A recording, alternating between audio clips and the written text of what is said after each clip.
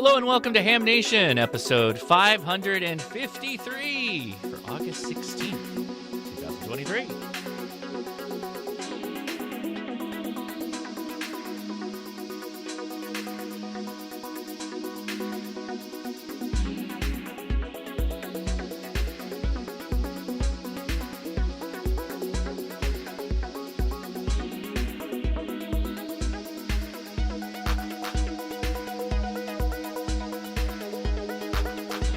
And hello, everybody. I'm Josh, KI6NAZ. Thanks for clicking on the Ham Nation episode that we have live right now here on the Ham Radio Crash Course.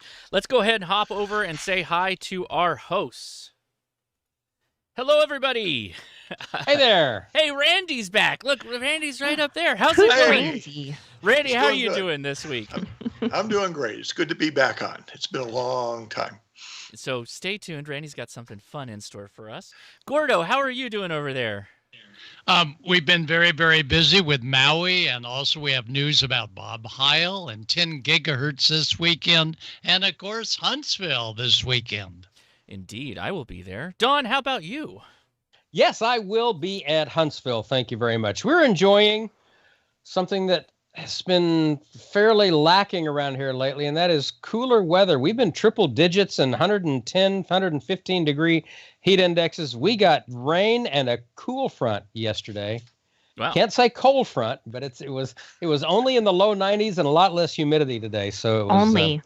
Yeah, it was very, very pleasant outside, and I'm looking forward to seeing what North Alabama brings. I think it's supposed to be kind of cool at night up there, Josh. So perhaps bring a wrap. I was looking at that, but I expect the humidity regardless of what the temperature is at night. It will be. It will be. Let's see what she's got to say. Yeah, man, what's going on with you? Well, I'm looking at the chat room. Hello, everybody. Thanks for joining us. And I'm doing better, everybody. Thank you for asking. I'm doing all right. Back to, I would say, almost 100%. I'm not going to run a marathon or anything tomorrow, but hey. No worries. We got the gardening going on. Grasshoppers have been ridiculous this year, and if I had to, anyhow, the chickens aren't doing their job. I'll be paying attention to all of our questions in the chat room. We're going to be talking about all kinds of things. I don't know what Gordo's got bringing on tonight, but we're going to have talking about the Colorado QSO party. No Dr. T report, I believe, right, Don? Nope. No She Dr. is T. busy getting ready to get her space weather course going at Millersville University. So she's getting ready to do that. And of course, Randy's going to be talking about Oshkosh Bagosh. He had a really fun time and a fun trip and everything else he's been up to since we haven't seen him in so long. So stick around, everyone. We have a great show. So with that, I'm going to send it over to Gordo. Take it away, Gordo. I will mention really fast, too, I am struggling with some hardware issues, so I will do my best to change scenes as quickly as possible, but I don't know what's happening with OBS. It's the first time. It live had to challenge TV. me. Had to challenge me. It's I was running live a little late, TV. and it said, nope, we're going to give you an extra bit of trouble. So, Gordo, off to you, but just keep in mind, I might not be shuffling through your pictures as fast as you'd like. So here we go. All right. Well, a very good evening, all. And yes, Southern California is going to have our own hurricane this coming Sunday and Monday. We've got one sneaking up the coast, so we're getting ready. But our hearts are out for Maui. You've not heard a lot about the ham operation in Maui, and here's why. They are active. In fact, the VHF and UHF repeaters are intertied throughout the Hawaiian Islands. And here's just a little snippet of some of the comms that we overheard. We just talked to Oahu just a little bit ago, and I think they're just still in the process of trying to get emergency communication set up in some places with maybe some temporary cell phone locations. And the Coast Guard, is out there. So ham radio is playing a very important part. Also, the U.S. Coast Guard is helping out tremendously, especially that first morning. And I'm happy to say that we're working with the Coast Guard Auxiliary Communications this weekend. So I'm going to miss Huntsville, but I'll be thinking about you. Now, thinking about Bob Heil. Bob could really use more postcards. Bob really gets a kick out of them. He's confined to the hospital, and he's battling the paralysis of his feet and his fingers and so on. And if you'd send Bob a QSL card at his QRZ address, and that's K9EID, just look it up on QRZ, and he would love to have just a quick QSL card or a postcard that will go to his home address, and Sarah will bring it to him. So we're all thinking about good wishes for Bob Heil. And this weekend, beside Huntsville, beside all the communications with the Coast Guard Auxiliary and the Coast Guard in Maui, is the 10 gigahertz contest. So if you're not doing a local ham fest, look around the mountains and you'll see a lot of dish antennas pointed every which way. They're up at 10,000 megahertz and higher for the ARRL's first 10 gigahertz contest. Now, for those of you headed for Huntsville, if we could, Josh, have that first video, be sure before the Ham Fest begins to take a sneak peek at the Huntsville, Alabama, at their space park, about 15 minutes away, and most hotels have a shuttle that will take you up there. And it is fabulous to see all of the space hardware in the Huntsville area. And if we can go to our next shot. Yeah, 1 second. Sorry about that. You'll see some of these huge rockets and the rocket engines. And this is just a portion of what's inside that facility right there beside the Huntsville Ham Fest. Not quite walking distance, but the hotel does give you plenty of ways to get there.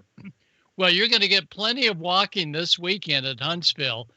This is the setup, and just a partial setup, and absolutely a gorgeous facility.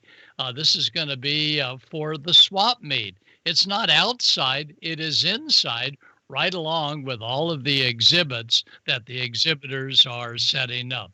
And Josh, we'll go to the next shot showing those exhibitors. Josh is going to bang his computer to get to the next shot. Come on, next shot. And if we don't get to it, that's okay. But the exhibitors are going to be there in full force. There we go. You can see them setting up their exhibits on the right-hand side. And just right across that aisle in our next shot are the those in the swap meet. And this is one of the few ham radio conventions in Huntsville that actually let exhibitors drive into the exhibit hall to take out their stuff to both show to the exhibitors as well as those in the swap meet area. Everybody gets to unload with guidance their big vehicles of either swap stuff or brand new gear that you see here coming off the big vehicle from the noted MFJ Enterprises. So we'll try and get to the next shot in just a few more, and then we'll call it a evening for Huntsville. ICOM AmeriAccord is always, of course, going to be there, and they've really got this down to a science. Thanks, Ray. They've got the cases where they open up, and they can be playing in just about a half hour. So good for ICOM setting up. You're going to have all sorts of seminars all over the facility. You won't have to walk outside and down the street, either in the hotel that adjoins the big Huntsville facility. And here's the one that we had a few years ago for ham radio instructors. And by the way, the whole ham radio instructor program and all my books, they're getting reorganized. So if you see a shortage of either me or instructor materials, believe me, they're coming back strong. They're just redoing how they get out there to the general public. Well, here we are, almost ready to open up the gates. Plenty of lighting, and all of the exhibitors are excited to be there. In fact, the best part of it is for exhibitors, they get a quick peek at all of what the swap meet folks have brought in. And Roger and Kimmers from out here on the West Coast will be there. And if ever you need a little teeny gadget, believe me, Roger and Kim with Wired Co. has it. And Huntsville really takes care of presenters as well as exhibitors. Look at this. This is a feast all of a its own right there at the Ham Fest at Huntsville. Reserved, though, just for those presenting or exhibiting. And finally, we'll go to the next couple of last shots. And I can just see Josh. There we go. There are a few outside emergency vehicle exhibits, but I'm getting stories from the team in Maui that some of those emergency vehicles that the Maui hams have been tuned in and turned on, they're playing a very important part in helping communications among the shelters and among all of those that are helping the fellow residents of Maui. And of course, if you're looking for kits, they've got plenty of kits this coming weekend in Huntsville. And we always like putting kits together, and some of the major kit manufacturers are going to be there in style. So, Josh, that pretty much covers, I think, the preview of Huntsville. And, oh, yeah, there's a close look at some of the exhibits. But we encourage all of you that if you are not going to do Huntsville, take in a local ham fest. I'll be up at Pacificon up in the Bay Area of California another couple of months. So maybe I'll see you there. So let's go back to the studio, and then I'm going to jump out of here and get back on the HF bands. 14300 is where there's a lot of comms, but let me tell you, the Hawaiian hams really have it covered. Our hats off to them. So let me go over to Amanda for any quick questions, and then I'll be sneaking out of here. Amanda? Well, I always have questions or comments, and my comments are probably that if our Hawaii hams are actually doing comms, which they are, obviously, they're listening not only on ham bands, but they're listening to other bands as well to maybe direct people in the right situation or tell other authorities what's going on so that they don't have to put a person in charge of just sitting there listening to those kind of things. Wouldn't you agree, Gordo? They're kind of, at that point in time, auxiliary comm kind of people. It is, and they have so many different types: Civil Air Patrol, Coast Guard Auxiliary, for those that had to jump out of their vehicles and jump into the water. Coast Guard Auxiliary members were assisting with comms there. So you're right. Isn't that devastating, though? Really have practiced. Just to think that you had to jump out of your car and run to the ocean, and that was the only way you could survive. So our prayers go out to all of Maui and a lot of travelers and tourists and things like that, which it's awful. They have nothing. They don't even have shoes. They might have a bathing suit right now. So, Gordo, one other question, if you don't mind. What are they doing with all of the stranded? Are they moving them to other islands and they're in Red Cross shelters, or how is that working out? Yes, many of the hotels have taken their large ballrooms and have opened them up as shelters. Those that do want to travel to the other islands to stay with relatives, the airlines are going absolutely out of their way to give them inexpensive ways to get off of that island, either to the Big Island or going over to Honolulu. So everybody is making things happen in light of just the disaster that these poor folks in Maui who lost absolutely everything are still able to maintain that they've got friends out there. Oh, fantastic, Gordo. Thanks for reporting on that. We appreciate it, definitely. I think you answered everything else. One more thing. You have to give us the one and all finale of why everyone should be going to Huntsville this weekend.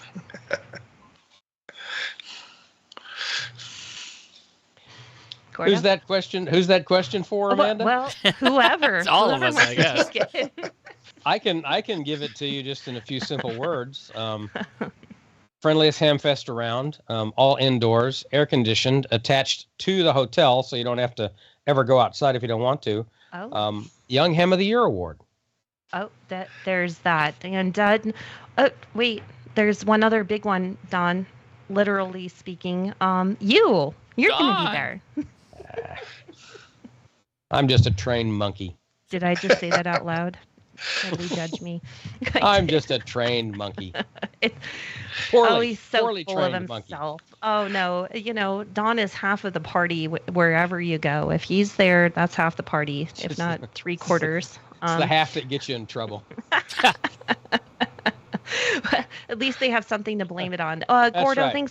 thanks for joining us tonight. We appreciate you. And Thank we you, look Gordo. forward to seeing you in 2 weeks. And we're sorry you're going to miss Huntsville, but we know you have more important things to do. So thanks for your work in the Coast Guard. We really, really appreciate that as well. And you teach us so much about that. So I appreciate it. Okay, with that, we're going to go to a word from ICOM. All right. From base stations to portable models, ICOM has the best radio for working your favorite bands this summer. Whether outside enjoying sunny skies or inside by the AC, stay cool with ICOM. Explore the world of microwave with ICOM's new SHF portable, the IC905.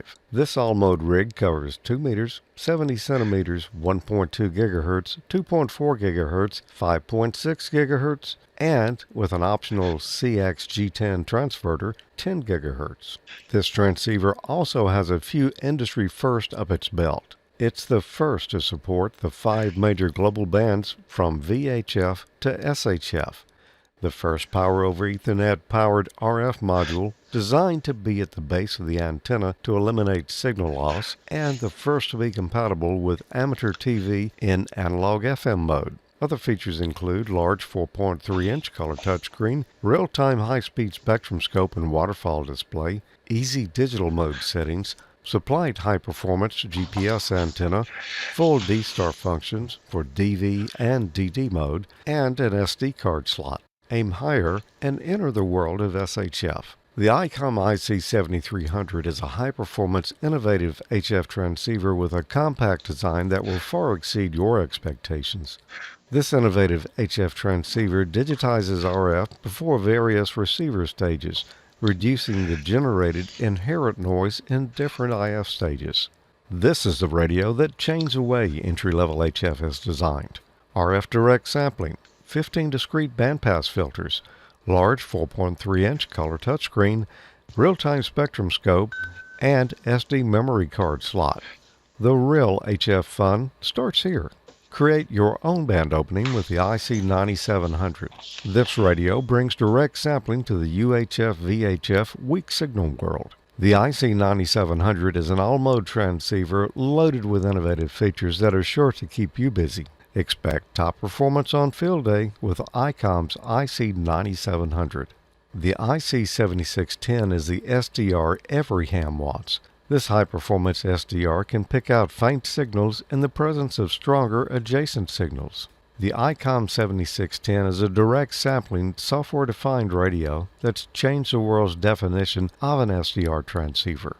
RF direct sampling, 110 dB RMDR, independent dual receiver, and dual digicell. For more information about all the great ICOM radios, visit icomamerica.com/amateur.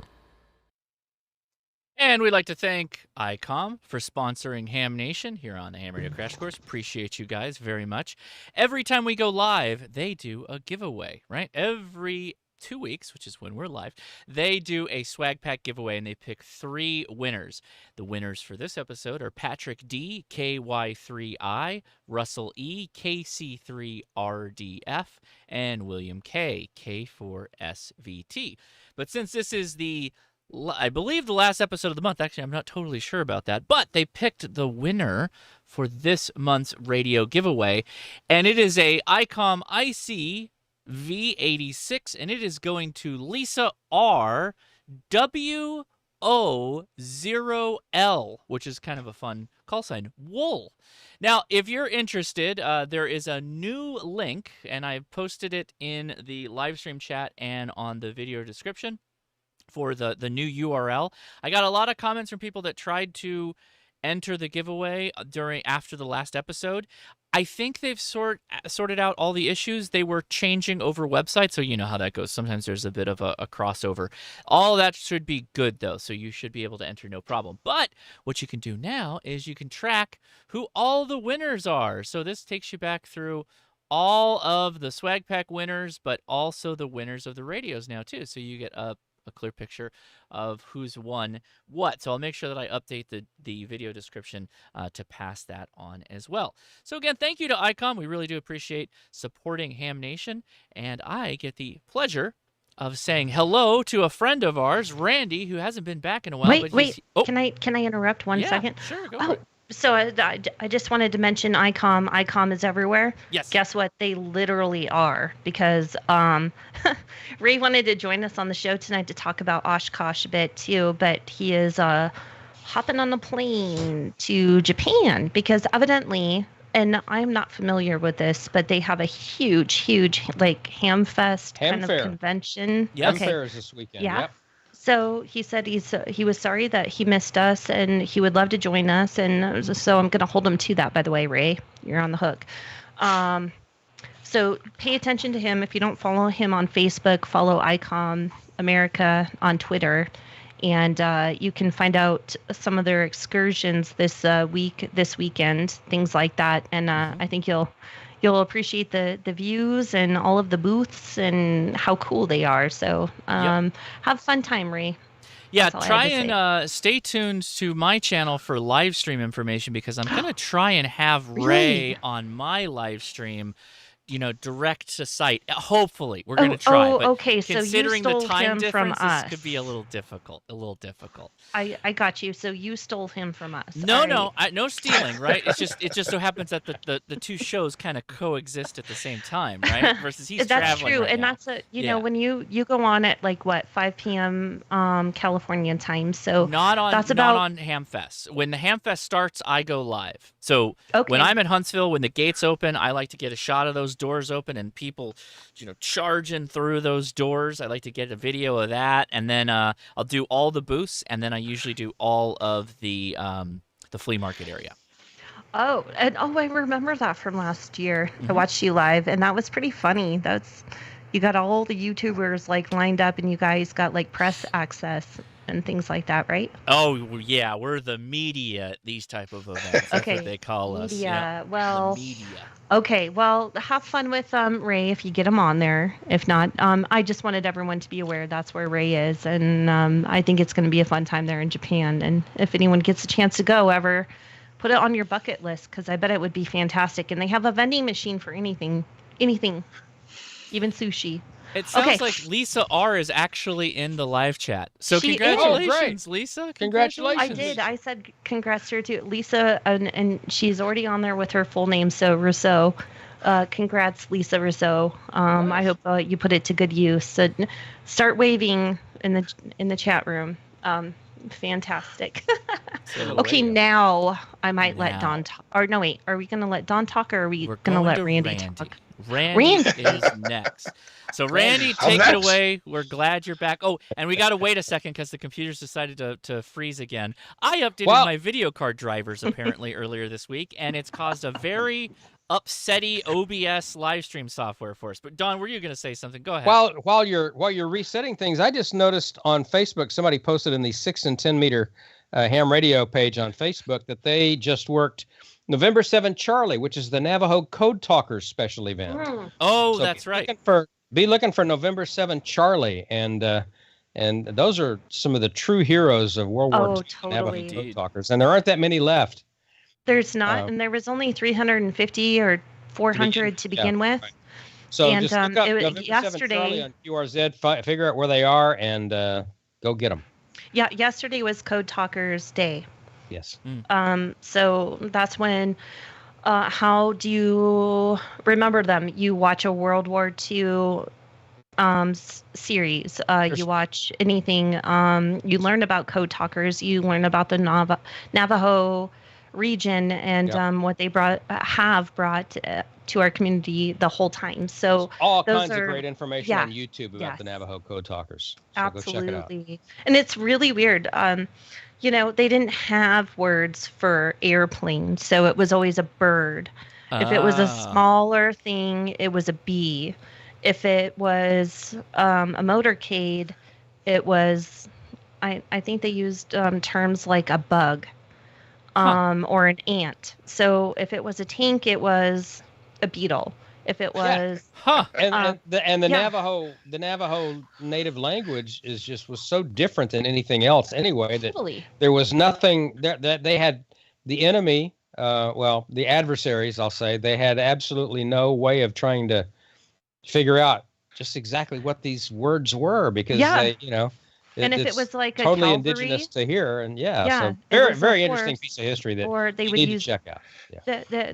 they used words like in their language it was bear, and Yeah.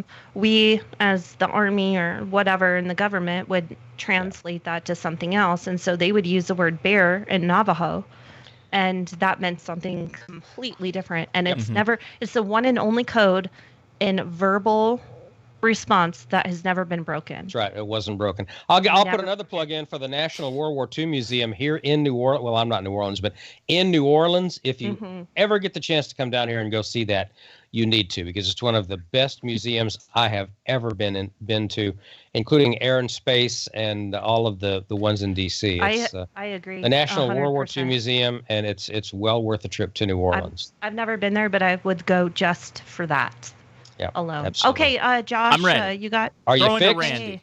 Well, Okay, it's, we're going to we're gonna Randy. try. Randy, Go for it, can Randy. you take it from here? Okay, very good.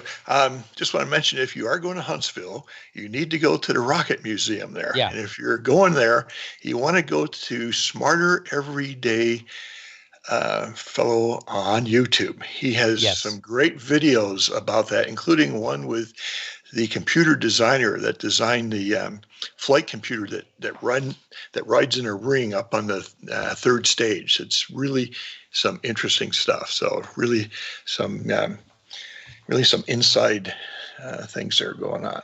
I So hope we can I'm run gonna- into Destin at the Ham Fest. I'd like to meet that guy. He's Maybe a cool one guy. day. Yeah, we Yeah. always talk about that. Yeah, I watched the ones where he went through Eastman Kodak where they make film. That was What fascinating. Amazing process. Anyway, enough of that. Let me get over here and talk about my vacation. Do they still And- make film? Oh yeah. Oh, yes. They do. Okay. Go check Okay. out Smarter Every Day and get smarter today. Yeah, you need about 4 or 5 hours to watch it all. I'm Okay. gonna cut over to Okay. you in 1 second, Randy, but I see the screen share. Just 1 minute, and we'll cut on over. So if you want to maybe give Okay. us a preface of what you're doing here. So this is going to be talking about my trip here I made. I left about the middle of July, got back about the second week of August. So I was gone for about 3.5 weeks and traveling to Oshkosh, Wisconsin and back. And I have a bunch of pictures here, a bunch of slides from my trip.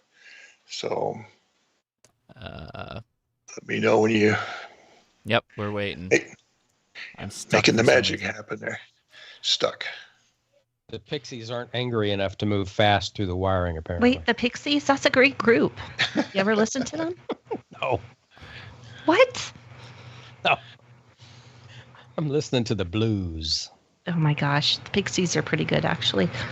Wow, this is taking longer than it normally does. Something else has gone wrong apparently now, so this is really bad. It's all right, Josh. Standing by. We have a Dawn.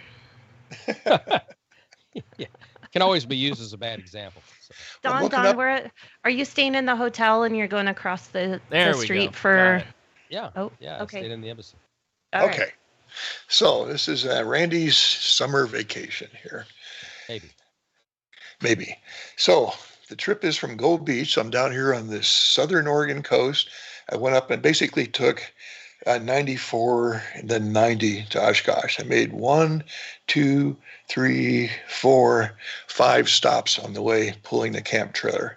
So here I am with my micro mini Winnie trailer. This is what I take to Quartz Fest and headed on out. So one of the first places I stayed at was this Alpaca Ranch. It's a Harvest Host, and Harvest Host is a group that you can join, and you can stay at ranches, breweries, wineries, all sorts of places for free, although they'd like you to buy something from the store.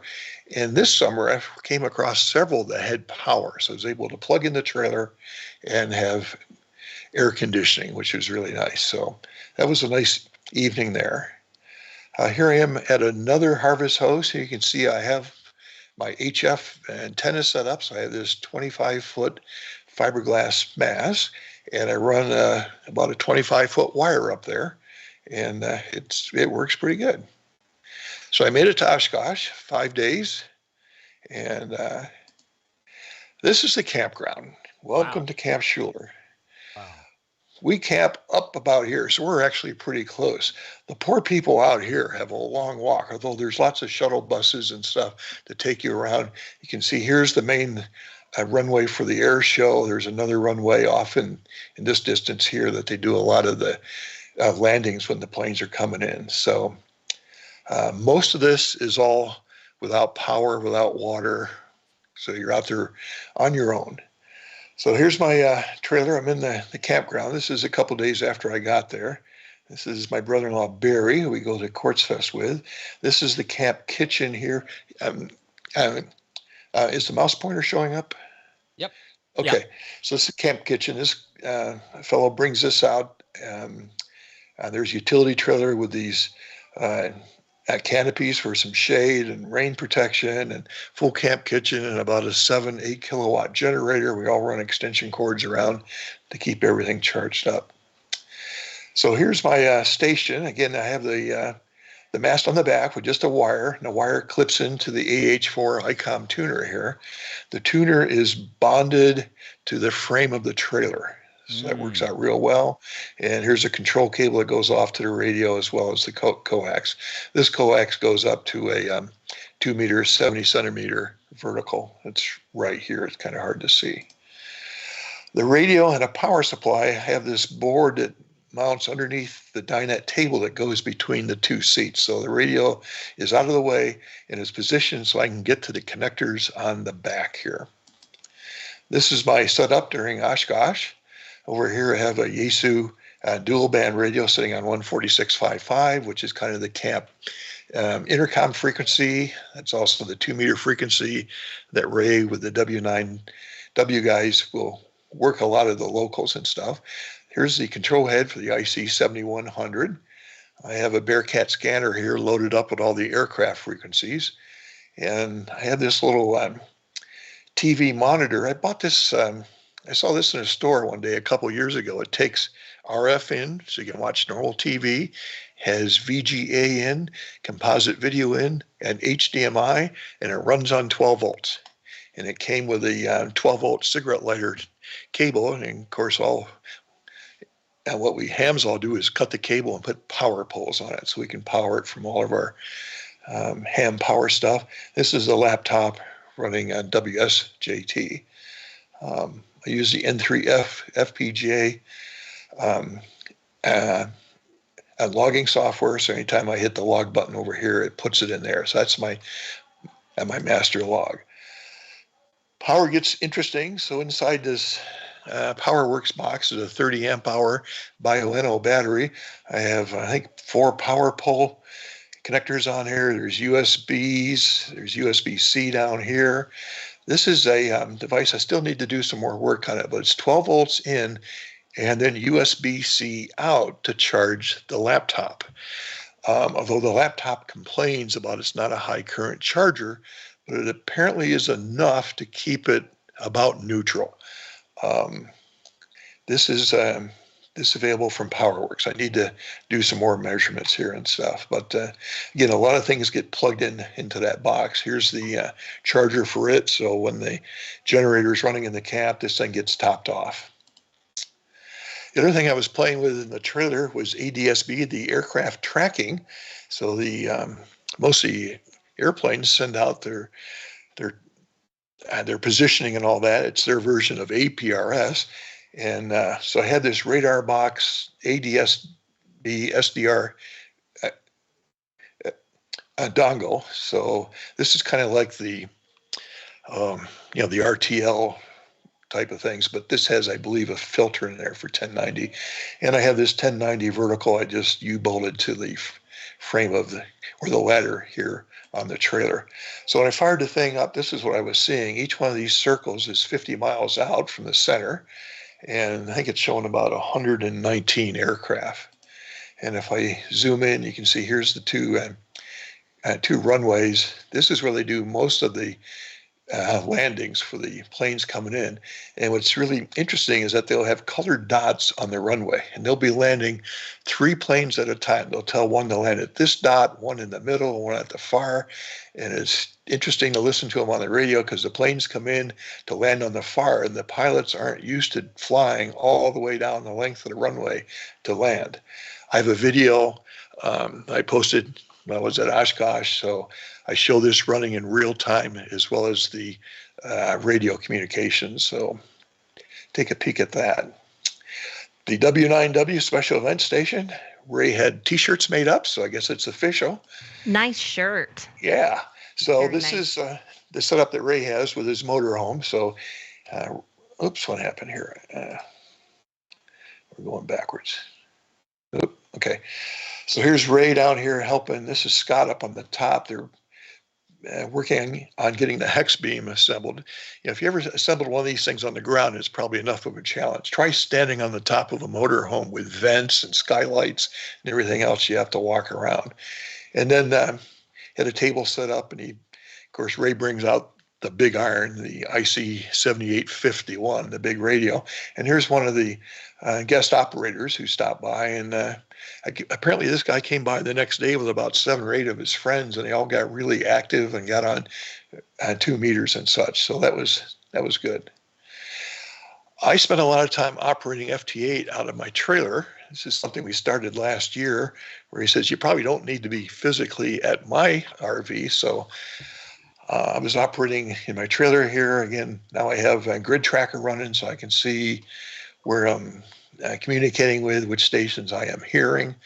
And Ray hasn't released the final totals yet. He did say we surpassed the goal, which was quite high. I know I did around 840 contacts, with the vast majority of them FT8. So Wow. I spent a lot of time sitting there. And every once in a while, you see a call come by of somebody you know. So I saw that WB8 IMY. I go, that's Steve Ford, the retired QST editor. So sure enough, That's cool. that was neat seeing him show up on the screen. And of course, being in the Midwest, thunderstorms kind of grow and blow in. So here's one that's about ready to come in and dump lots of rain and lightning, and an hour later it's gone. So we had, I think, 2 or 3 of those during our stay there. And of course, everybody's running around getting the folding chairs, putting them away, and turning tables over, battening all the hatches down and stuff when these storms start coming in. And some other non-radio stuff around there. I found this Jeep with this radio sitting here in the back. I'm not sure what this is. I'm sure somebody in the chat room may know. This looks a lot newer than World War II. I don't know if it's Vietnam era or what, but it was kind of neat. And of course, there's lots of airplanes. There's, I don't know, between 350, 400 warbirds there. And, there's nothing like these big old prop radio engines firing up and belching smoke and oil and stuff. But it's a lot of fun. 2 nights during the air show, which runs for an entire week here. They run fireworks. This is on Wednesday night and also Saturday night. But what's really interesting is before the fireworks, they do a nighttime air show, and the planes are loaded with sparklers and fireworks and lights. What? Yes. And it was really interesting. The iPhone camera did the long exposure, so it caught the movements and stuff. So that was really neat. And we're watching this from the campsite. We didn't go up to the flight line with tens of thousands of other people. The official attendance for the week was 677,000 people. Whoa. Wow. It's airplane nirvana. I'm telling you. It really I was is. thinking like a Super Bowl. That's No, it's 6 times a Super Bowl. it's the Dayton equivalent in the airplane world. Oh my Wow. Dayton would fit in a corner here. Yes. You'd almost Yeah, lose exactly. it here. Yeah. Actually, you had kind of Dayton in a corner, didn't you, Randy? I mean, Yeah. So all good things come to an end. So here is Scott and one of Ray's guys.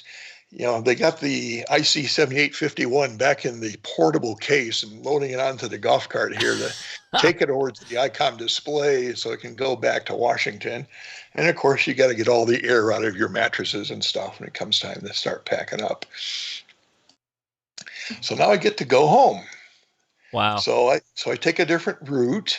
I went more southern this time, and I spent more nights on the road because I wanted to visit a place called Train Mountain. I thought it was closed on the weekends, so I planned my trip to get there on a Monday, but in fact it was open on the weekends. But instead of driving 400 to 450 miles a day, I was doing more like 300, so it was a much easier drive coming home. Sure. I stayed at a Harvest Host at the Wendover, Utah Airfield Museum. So this is where they did a lot of training of the flight crews during World War II. So you can see all the barracks and stuff they had built out there. The museum is right here. I parked right over in here. So this is what it kind of looked like during the heyday. Wow. This is the tower is still there at the Wendover Field. Oh, that's great. And there's all sorts of, radio stuff there besides all the military type of things. So here's a Motorola handy talkie. And this Pocket is size. Yeah, pocket size. This is an old. It's like the brick phones. Yeah, and this is an old receiver. My dad had one like this. They had a nice display on Morse code, including showing the tape systems for the practicing, and you could put the headsets on and it had different audio narrations going on here, so you could listen to different things and listen to code at different speeds and stuff. So it was a real nice display. And part of the training they did here was they trained the B-29 crews that went to Tinian on their way to Japan to drop the atomic bomb. So all those guys were out here before they went off to the Pacific. So here's one of the atomic bomb displays there in this big hall. And that's a real thing? No. Model. Okay. That's a model of Little Boy. I know. Yeah. And they had cutaway views that showed where the radioactive materials were on each end, and they would explode and go down and crash into each other and detonate. Not everything was high tech there. This is a box for carrier pigeons. So the pigeon would be in the bottom. They had a notebook here with a real lightweight paper so you could write your message, stick it in a little capsule, then reach in through the slot here and stick it on the pigeon's leg, and then open up the hatch on the side to let them go. Very interesting. I like it. So here I am parked there at the field, and about 9:30 at night, I was sitting there and the door was open on the trailer, and the wind came up and it just slammed the door open. It was all I could do to close it. And then all the windows which were open were starting to flutter, and the air vents on the top of the roof were starting to flutter. So I cranked everything closed. And for the next 2 hours, we must have had 40 to 50 mile an hour winds. I could feel the trailer, shaking. I thought, well, it never turned over parked here at home, which we probably get worse winds. So at about 11:30, I woke up and it was quiet. So Wendover. Nice. What state is Wendover in? Where is that? That's in Utah, right at the Nevada border. You go about 1 mile, and you're into all the gambling. Okay. I didn't show any pictures of this, of what else was going on, but there was all sorts of hot rods and stuff going around there, and that's real close to the Bonneville Salt Flats. So it was Salt Flats timing race week, and then the next morning when I was leaving, they were lined up for a mile in all their trailers and their cars. Sweet. To do their inspections before they go out on the salt and run for their time trials. Then I went to Chillican. I went to Train Mountain. This is the world's largest model railroad. The tracks are about 1 foot wide. They have 2,200 acres and 37 miles of track. Huh. Wow. And you ride on them. Whoa. So this is a battery powered. Yep, this is a battery powered locomotive here, and you can see the different tracks. There's switches all over here. It's a private. It's a club. It's about 40 or 50 years old. They've been out there.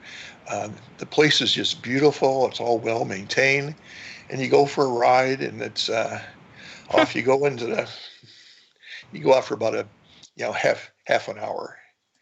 That's pretty cool. they pulled up by one of the switches and let one of the kids press the button to change the switches. Most of the track is fully signaled, just like a real railroad. And a lot of this goes back to a command center with their charts or screens or whatever. And some of these boxes where they had it, I saw little rubber duckies. So they're using radio for some of this stuff too. Mm-hmm. So this is just a picture of a track. Here you can see this, the signals and the grounds. They have some large cars there. There's some speeders for track maintenance and stuff. So it was a really neat place.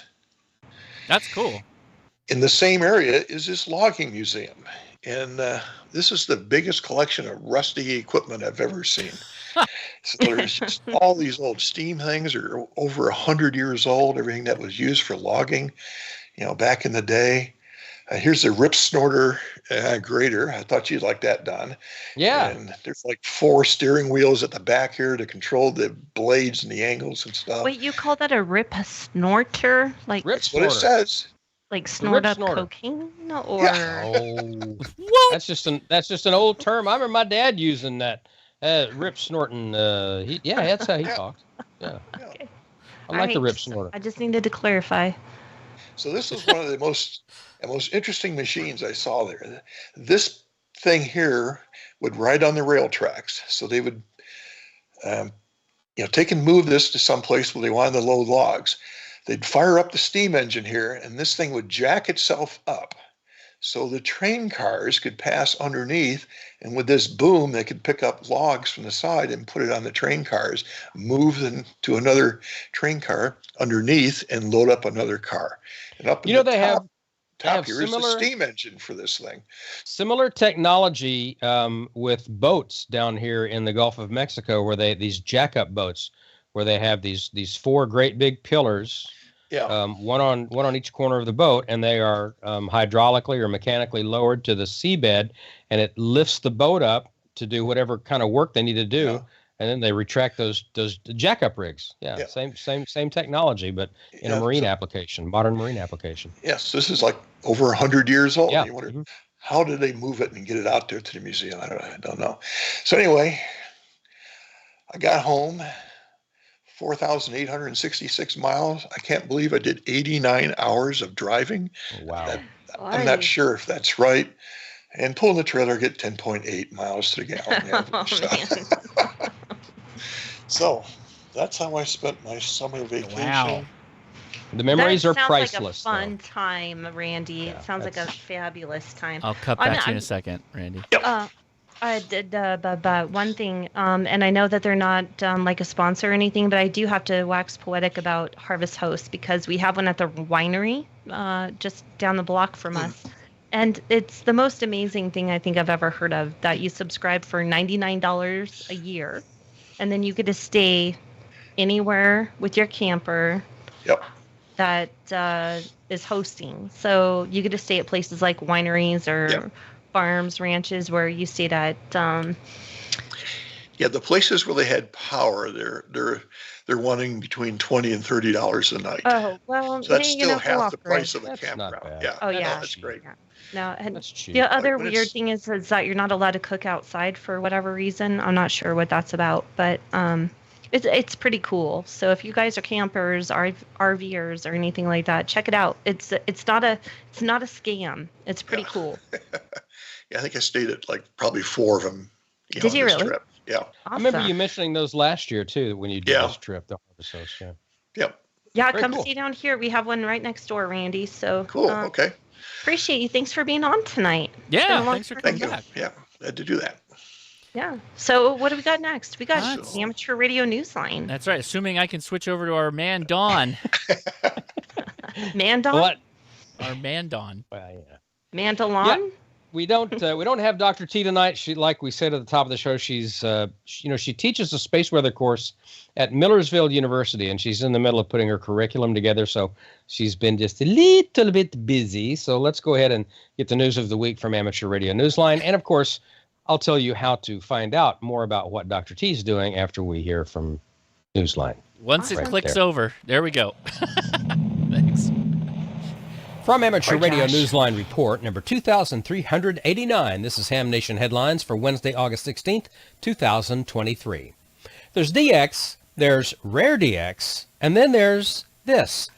2 degrees of separation stood between NASA's Voyager 2 spacecraft and its ability to communicate with the Earth due to a faulty command in July that changed the critical orientation of its antenna. But now that's been fixed from a distance of more than 12 billion miles.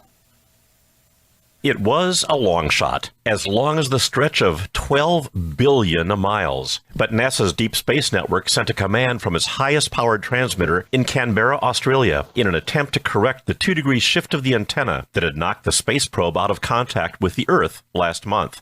Their attempt worked. The space agency took a literal shot in the dark on Wednesday, August 2nd, but believed it was essential to re-establish communications with the probe, which was launched into interstellar space 46 years ago. The command traveled the distance, taking more than 18 hours to deliver its message. In another 18 and a half hours after that, NASA was celebrating its success. NASA compared the transmission to an interstellar shout, one that worked. The agency said in an update afterward that Voyager 2 had returned to normal operation, sending science and telemetry data as before. It is expected to remain on its intended trajectory. This is Kent Peterson, KC0 DGY. Hurricane season is still going strong in parts of the United States, and so is the need for control operators for the Hurricane WatchNet. As the Atlantic hurricane season enters its second month, Bobby Graves, KB5HAV, manager of the Hurricane WatchNet, is sending out a CQ for new net control operators. These operators are critical to the mission of providing ground truth weather reports for the National Hurricane Center in Miami. Bobby said he is especially looking for bilingual operators who are fluent in Spanish and English or French Creole and English, as many of the areas threatened by hurricanes speak those languages. Net control stations don't need to live in a hurricane-endangered area. In fact, given propagation and safety, it is beneficial to live farther away. As Bobby told AR Newsline, the heritage of the Hurricane WatchNet is built upon service during extreme conditions. We are looking for men and women who can operate in a professional manner and accept the challenges emergency services personnel face every day, specifically with long hours and unpredictable schedules. Interested amateur radio operators can find out more at hwn.org. This is Randy Sly, W4XJ. The Radio Society of Great Britain isn't changing the location's name to the National Radio and Amateur TV Center, but yes, visitors are seeing some very visible changes and a television screen in a new permanent display there. Amateur Radio TV has become the newest attraction at the National Radio Centre in Bletchley Park, where visitors can interact with a touchscreen and select signals to be received from the geostationary satellite QO100. The signals are being transmitted from the wideband segment. The television configuration was created with the help of the British Amateur Television Club, and it allows visitors to see the signals decoded and displayed on a large monitor. The satellite's wideband transponder has downlinks between 10491 MHz and 10498 MHz and uses horizontal polarization. The exhibit is part of a permanent display at the Radio Centre. The RSGB credits Justin, G8YTZ, with its design and for assisting the BATV Club with the configuration. This is Jeremy Boot, G4NJH. And that's all from the Amateur Radio Newsline, your independent source for amateur radio news since 1976 at arnewsline.org. With Kent Peterson, KC0DGY, Randy Sly, W4XJ, Jeremy Boot, G4NJH, Karen Eve Murray, KD2GUT at the news desk in New York, and our news team across the globe. I'm Don Wilbanks, AE5DW. 7-3. We'll see you next time here on Ham Nation. All right, and our big thanks to the Newsline crew for putting all that together and the sounds and everything else. And, of course, no Dr. T this week because she's getting her school stuff together. But you can follow her on Twitter or X or whatever you want to call it. I'm just still going to call it Twitter because It's Twitter. An old dog, and I have a hard time with new tricks. So it's Twitter. Sorry, I have hams over IP calling me. Sorry. One thing don't they know you're busy? You know what? I'm just going to answer it. Yeah. I'm going to make him sound like so. Hey, hold on. Let me put him on speaker. Mark, are you on speaker? Hi, B. How are you doing? Hi, I'm on Ham Nation, and so are you. Welcome to Ham Nation, Mark. the phone started ringing, and I was like, "Oh gosh, it's a customer." And then I saw you.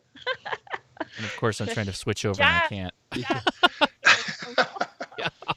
It's a mess tonight, guys. It's a mess This is tonight. N9EDK. Push the red and button. He's using Yeah. the hands over IP. So Twitter, spaceweatherwoman.com, just Well, I'm gonna YouTube at transfer Tamitha Scove. Just go find her, and there you go. Oh, I hung up on him. I'm sorry. Oh no, Oh, man. that's unfortunate. my bad, Mark. Oh, wait. Don, you're not done. Yeah, I am. am. No. Can't you people have been aren't if I telling me can't get that off for the years scene. that I'm Well finished. done. You don't know. Can't Just believe I got a recently, people hands told me over I was finished. So Phone call while I'm actually on the show, and Jeff is actually calling him back. Okay, can you give a plug to Amateur Radio Newsline and what they do and what Bill Pasternak has done for Young Ham of the Year and why you're going to Huntsville this weekend? Yeah, I'd be happy to. Okay. Something that Bill Pasternak, WA6ITF, you see his license plate there over on my shoulder. He was one of the originators of Amateur Radio Newsline, and youth was really, really big to him. And so he started a program to acknowledge and honor youth in amateur radio and the excellence that they bring, because, of course, none of us are getting any younger. So once we're all gone, we got to have somebody to, continue the flame. And so that's where the whole youth in amateur radio thing comes in. And he decided to do an award to honor one young radio amateur every year for something that they were doing either really, really cool with the hobby, or something that advanced the state of the art in amateur radio, or something that served the community, the country, the world.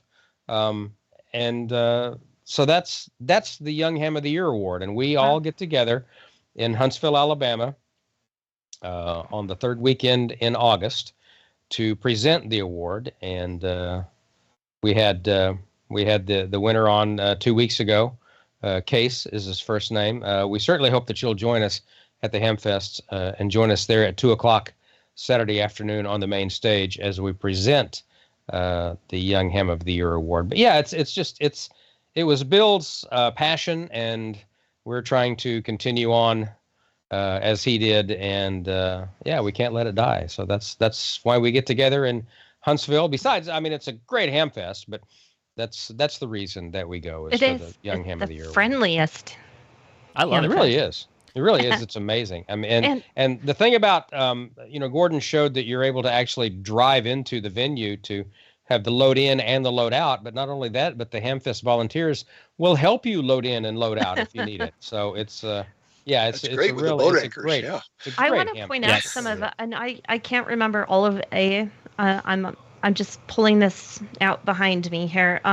There's been some Young Ham of the Year award winners that have gone and done some great things. For the ARRL, like one I'd like to point out is Brian Milishowski. Yeah, he's actually one of our judges now. Yeah. Oh, is he now? Okay. Oh. So, I mean, he became a vice president of the ARRL before he decided that he was really busy with work stuff. But that's how much he contributed. I mean, he started from a section manager to a director, and then moved up all the way to Newington. I met Brian when he was, as Bill Pasternak was fond of referring to our winners, the kid. The kid. Well, Yeah, I met Brian when Brian was the kid that year. Yeah, you he's know a what? great guy. We're still Really is. kids. We're in our 40s. We're still He's a great kids. guy. But yeah, I mean, can you imagine he's been in Some of amateur us are radio? in our 40s. I've been in my He's 40s been for in 20 amateur radio years. over 25 years, and he's still known as the kid, by the way. And but he's had a lifelong dedication into it, right? So him winning the award, him being active back then, and I don't know what his mentoring was like, who mentored him. I have none of his background, but I just know him personally as a good friend. We have So- a member from a number of years ago who is working at SpaceX. Oh, see? So yeah, they've gone on to do great things. We've got one who's a doctor, one of the very early ones who was a doctor. That's excellent. I mean, there's some really, really, It's really, amazing. really cool adults that started off as the kid. And So, yeah. they get to put this all on their college resume, right? Even, Absolutely. I I mean, mean, yeah. even putting a absolutely. ham radio license on there makes you like 10% cooler or smarter.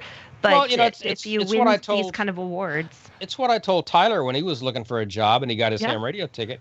I said, put your ham radio call sign and the fact that you're licensed on your resume, because you never know. It may come down to some guy has 3 candidates and he'd be happy with all 3 of them. So,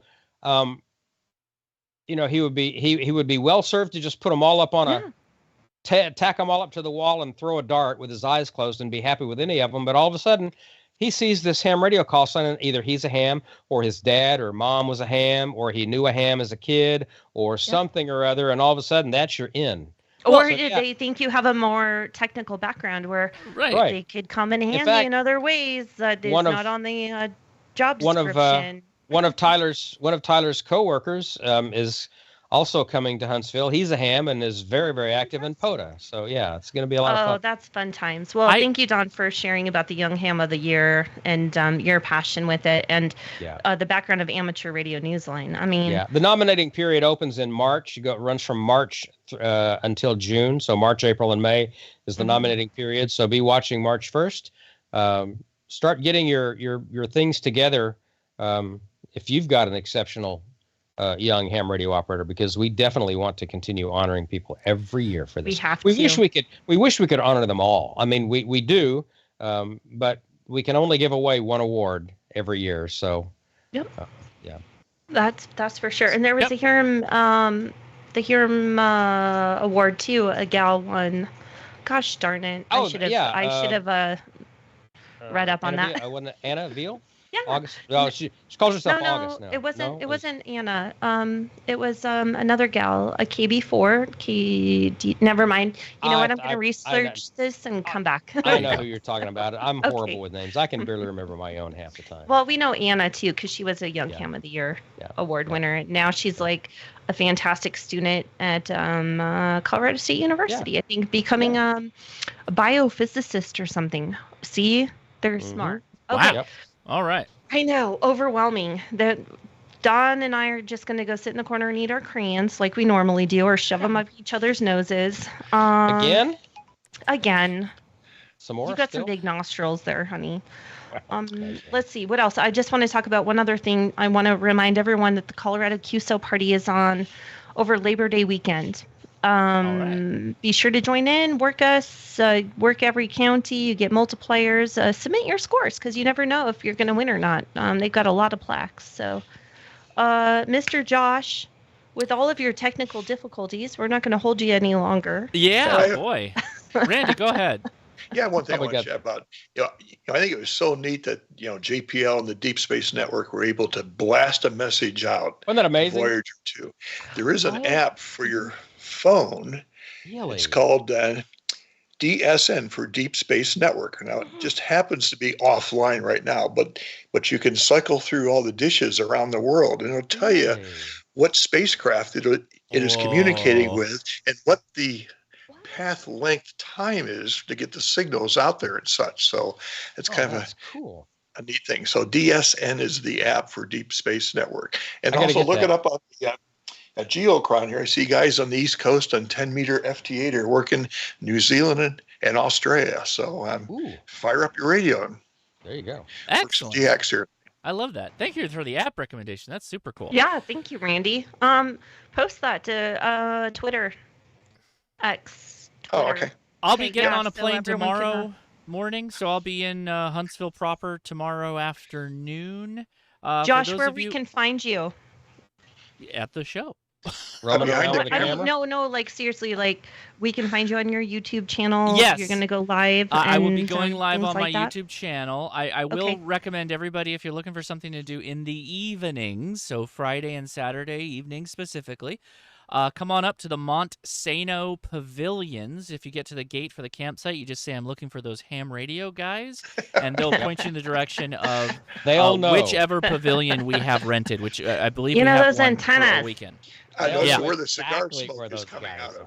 That's right. And I think I'm going to go to the Aerospace and Rocket Museum on Friday. You need to. Yeah. I think I'm going to try and get there around 10 or 11 a.m. So if anybody wants to meet up there, just come on down. Even if I'm not there, you'll have a good time, I promise. So And don't You know what forget else to is just subscribe to his YouTube channel, so Yes. that way you'll get notifications when he's going live, and then you don't have to worry about trying to chase him. yeah. He'll find you. I'm not going to tell you how I know, but another really good side trip if you have a few hours to kill. The Jack Daniels distillery is not far That's true. That's true. We could Why capitalize aren't on you that guys as well. meeting up there?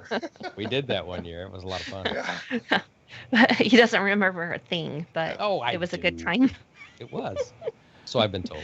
I'm Okay, gonna- honeys, we got some nets. Yes. 14 Charlie for D-Star. Find Steve, W7UDI, around 14268. And find our other buddy, Kevin, Casey 7 FPF, sorry, there, Kev, and he'll be around 7192. So join in and have some fun. And have fun in Huntsville, everybody that's Yep. going. Yes. One last plug, hamfest.org is the website. It's the easiest website in the world to remember, hamfest.org. Everything you want to know, maps, layouts, forum Perfect. schedules, everything. Talk-in frequency, great talk-in guys over there. And it's a great hamfest. It's my favorite. I'll just go out on a limb right now. We know. All right. I'm Get gonna outta tear here, my everybody. computer apart to figure out what this bug is. So we're Ghost just going to in the wrap machine. things up. Thank you so much for everybody watching. We super appreciate it. And I can't even let me go to the next screen yet. So we just have to stall here until it cuts over. Until it flips over. Super, there That's we go. funny. Thank you, His everybody. hand is- Bye. 73. Bye. Oh if my he hasn't gosh. started drinking, he's gonna start real. Well, of soon. course, it's when I was running behind at work and I only had 10 minutes before we went live that, of course, all this happens. As you would expect. It's fine. right? It's live TV. That's right. It's live it's TV. fine. It's all fine. See you at Huntsville, Hey, everybody.